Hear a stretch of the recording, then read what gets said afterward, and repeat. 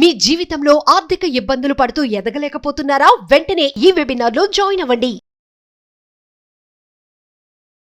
నమస్తే, welcome back to our channel. నేను మీ సంజయ్. ఈరోజు మనతో పాటు ఉన్నారు law of attraction coach, international motivational speaker మరియు సెలబ్రిటీ కోచ్ సురేష్ గారు. ఆయనతో మాట్లాడి కొన్ని విషయాలు తెలుసుకుందాం. నమస్తే సార్. నమస్తే సంజయ్. సార్, ఇప్పుడు కొంతమందికి అదృష్టం తేనె పట్టు పట్టినట్టు పట్టింది అంటారు. ఏ విధంగా అంటే కొన్ని సందర్భాల్లో చూసుకుంటే అప్పటి వరకు నార్మల్గా ఉన్న వ్యక్తి సడన్గా కోటీశ్వరుడు అయిపోతాడు, సడన్గా సెలబ్రిటీ అయిపోతాడు, సడన్గా ఒక బిజినెస్ మ్యాగ్నెట్లో అయిపోతుంటాడు. ఏ విధంగా అంటే నైట్కి రాతలు మారిన వాళ్ళు చాలామంది కనిపిస్తారు. అలాగే నైట్ రాతలు తిరగబడ్డ వాళ్ళని కూడా చూసిన సందర్భాలు ఉన్నాయి. జీరోకి వెళ్ళిపోయిన పెద్ద పెద్ద బిజినెస్ మ్యాగ్నెట్స్ వాళ్ళ కొలాప్స్ అయిపోవడం, ఇప్పటి వరకు వెలిగిన వ్యక్తి కనుమరుగైపోవడం, ఇలాంటివి జరుగుతూ ఉంటాయి. అసలు దీనికి కారణం ఏంటంటారు? సడన్ గా ఎదగడానికి కారణం ఏంటంటారు?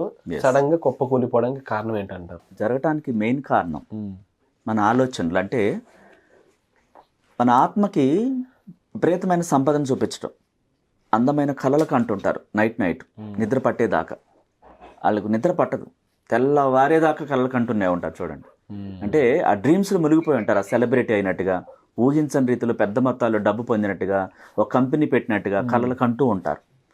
అది లా ఆఫ్ అట్రాక్షన్ సంగతి వాళ్ళకి తెలియదు. ఆటోమేటిక్గా కళ్ళకి అంటారు కొంతమంది. అనుకోని ఆపర్చునిటీస్ ఆ విధంగా నిజంగానే వస్తాయి. అలా వచ్చిన దాన్ని ఉపయోగించుకోవటం రాదు వాళ్ళకి. మీకు ఒక స్టోరీ చెప్తాను నేను. ఆస్ట్రేలియాలో ఒక నక్షత్ర హోటల్, పెద్ద హోటల్లో, 7 స్టార్ హోటల్లో వెయిటర్గా పనిచేస్తున్నాడు ఒక అతను, అబ్రహాం అని చెప్పేసి. ఆయన ఏంటంటే లాటరీ టికెట్లు కొనేవాడు. వచ్చిన జీతంలో సగభాగం లాటరీ టికెట్లు కొనేవాడు. దాదాపు అందులో జాయిన్ అయిన రోజు నుంచి చాలా సంవత్సరాల పాటు ఏదో ఒక రోజు నాకు లాటరీ తగులుతుందని ప్రతి రాత్రి నిద్రపోయేటప్పుడు 6 లక్షల కోట్ల రూపాయల డబ్బు, మన ఇండియన్ ప్రకారం 6 లక్షల కోట్ల రూపాయలు ఆ లాటరీకి ఎప్పుడు కడుతూనే ఉండేవాడు. అట్లా నైట్ నిద్రపోయేటప్పుడు తనకు తెలియకుండానే ఆ డబ్బు పెద్దంలో మొత్తం వచ్చినట్టుగా, ఆ ఫ్రెండ్స్తో ఎంజాయ్ చేస్తున్నట్టుగా, పార్టీలు చేసుకుంటున్నట్టుగా, దీన్ని తెలియకుండానే ఊహించుకునేవాడు అతను. ఇది లా ఆఫ్ అట్రాక్షన్ సంగతి అతనికి తెలియదు. తెలియకుండానే ఊహించుకోండి, నిజంగా నాకు లాటరీ తగిలింది, లాటరీ అంటే ఇష్టం అతనికి, వేరే ఇంకేది ఏం లేదు. వచ్చే జీతంలో సగభాగం టికెట్స్ కొనేవాడు. అనుకోకుండా 7 ఏళ్ల పాటు కట్టిన తర్వాత ఒకసారి లాటరీ తగిలింది. 6 లక్షల కోట్ల రూపాయలు వచ్చాయి.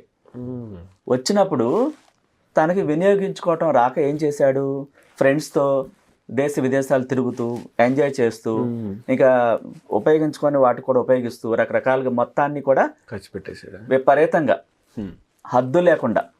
కనీసం దానికి ఒక వెనకాల మళ్ళీ దాన్ని ఉపయోగించుకోవటానికి ఒక ప్రాపర్టీస్ కొనటాలు కానీ, డిపాజిట్లు చేసుకోవటాలు కానీ, ఇలాంటి ఆలోచనలు ఏమీ లేవు. తను విపరీతంగా ఎంజాయ్ చేయాలి. ఎందుకంటే తన కళలో కూడా అదే ఊహించాడు, ఎంజాయ్ చేస్తున్న స్థితిని ఊహించాడు.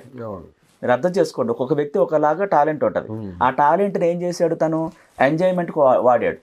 ఆ విజువలైజేషన్లో ఏం చేసింది, ఆకర్షణ సిద్ధాంతం మొత్తం ఖాళీ చేసింది. అంటే ఇంటరప్ట్ చేసిన, సారీ పర్వాలేదు చెప్పండి. తెల్లవారుజామున వచ్చే కళలు నిజమవుతాయి అంటారు. అది నిజమా? ఒకవేళ ఆ టైంలో వచ్చే కళ నిజంగా మనం అనుకుని ఒక కళని కంటే అది నిజమవుద్ది అంటారా? అంటే మీకు తెలియకుండా కొన్ని కలర్స్ వస్తూ ఉంటాయి. అవును, అంటే అది కళ అంటారా లేకపోతే అఫర్మేషన్ అంటారా? అది సంథింగ్ ఇక్కడ ఎలా ఉంటుందంటే, మనకు లా ఆఫ్ అట్రాక్షన్ తెలిసిన తర్వాత దాని నిమిత్తం కన్న కళలు నిజమవుతాయి. కొన్ని దృశ్యాలు భయంతోనో ఏవో చూసుంటారు కొన్ని చోట్ల. ఆ భయం తాలూకు ఫ్రేమ్స్ నిండిపోయి భయంతో వచ్చే కళలు కొన్ని ఉంటాయి, అవి వేరు. అవన్నీ నిజం కావు. మనకు తెలియకుండా మనం వచ్చే కళ నిజం అవుద్దంటానికి లేదు. మనం తెలిసి దాన్ని ఊహించి దాన్ని ఇమాజినేషన్ చేసింది మాత్రమే నిజం అవుతుంది. కొన్ని కళలు ఎలా ఉంటాయి సార్ అంటే మనం లీనమైపోతాం, అందులో ఒక ఫీల్ ఉంటుంది నిజంగా. కొన్ని సందర్భాల్లో చూసుకుంటే సార్, నేను తెల్లవారు మధ్యలో లేచేటప్పుడు తెలుస్తుంది నాకు కళ్ళలో ఉన్నాను. అప్పటి వరకు అసలు కళ్ళలో ఉన్నానన్న ఉద్దేశం ఉండదు. నేను ఒక సంథింగ్ ఒక ఏదో నిజంగా జరుగుతున్న ఫీల్ ఉంటుంది నాకు. అలాంటి సందర్భాలు నేను చూసా. కొన్ని సందర్భాలు అసలు ఏదో సంథింగ్ ఏదో కళ వచ్చింది కానీ మార్నింగ్ గుర్తు కూడా ఉండదు అసలు. కొన్ని కళల్లో ఉంటే ఇంకా అందులో మనం ఉన్నట్టు, మనం జరుగుతున్నట్టు, నిజంగా మనమే చేస్తున్నట్టు ఊహించుకుంటాం. ఇంకా ఆ ఫీల్ ఉంటుంది. ఆ ఫీల్ ఉంటే మీరు పంపించినట్టు అవుతుంది విషయంలో. న్యాచురల్ గా పంపిస్తున్నారు దాన్ని, మీరు దాన్ని పొందుతారు. ఇక్కడ అతను ఏం చేశాడు, ఎంటర్టైన్మెంట్ చూపించాడు తన ప్రతి నైట్. ఆకర్షణ సిద్ధాంతం యూనివర్స్ ఏం చేసింది, సేఫ్గా అనే దాన్ని దృష్టి పెట్టలేదు. ఎంతసేపు ఎంజాయ్మెంటే చూపించాడు. అంతమంది ఫ్రెండ్స్తో విపరీతంగా ఎంజాయ్ చేస్తూ లాస్ట్కి అదే 7 స్టార్ హోటల్లో వెయిటర్గా జాయిన్ అవ్వడు వెళ్ళి.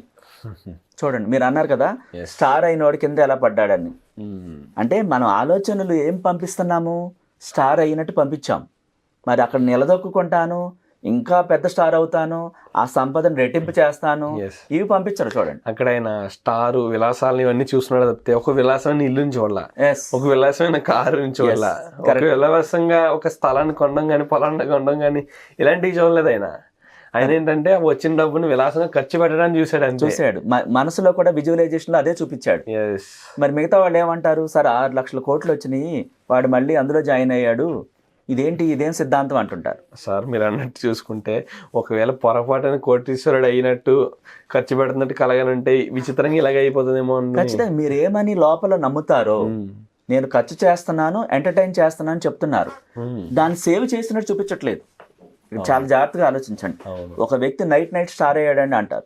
నైట్ ఆ కళ్ళకాన్ని దాన్ని పొందినట్టుగా బలంగా ఆ ఇమాజినేషన్ నింపారు, విజువలైజేషన్ నింపిన తర్వాత నెక్స్ట్ ఏంటనేది ఇవ్వలేదు. నేను ఆ స్టేజ్ కొనసాగుతాను, ఇంకా విపరీతమైన చక్కటి ఆపర్చునిటీస్ వస్తాయి, ఇంకా అద్భుతంగా ఉంటుంది లైఫ్ అని విజువలైజేషన్ చేయట్లేదు. స్టార్ అయ్యాం, అయిన తర్వాత కింద పడిపోయే దాన్ని ఊహించుకున్నాడు, భయపడ్డాడు, నెగిటివ్స్ని ఎక్కడో అందిపుచ్చుకున్నాడు. ఎవరిదో వరే అప్పటికప్పుడే పడిపోతారా మీరు అని ఎవరో చెప్పిన మాటలు నమ్ముంటాడు, భయపడి ఉంటాడు, ఏదైనా జరుగుతుంది. డబ్బు వచ్చిన వ్యక్తి ఏం చేశాడు?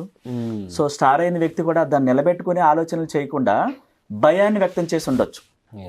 ఏదో ఒకటి ఆ ఫియర్ని పంపించి ఇది పోగొట్టుకుంటానేమో అన్న ఆలోచన కూడా పంపించి ఉండొచ్చు.